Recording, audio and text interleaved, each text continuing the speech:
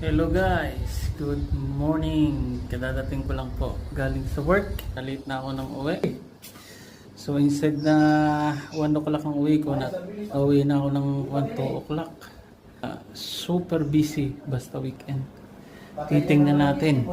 Baka makakain dito. Mga pangalan. Jen, King, Kuya.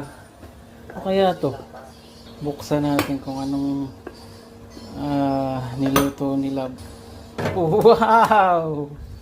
Woo! Ang sarap, pumba! Love, maraming salamat sa pagluto mo sa ulam tsaka sa kanin. I appreciate it. Wow! Thank you so much. Tsaka kain na ako. Ang sarap ng ulam, Love. Ako yung nagpapasalamat sa asawa ko. Thank you so much, Love, sa ulam na niluto mo. Wala pong asawa ko ngayon dito, nasa dagat. Kami lang po dito nasa bahay, yung bayo ko at saka yung anak kong lalaki. Yan po. Maraming salamat, Love. Ingat kayo. Sarap.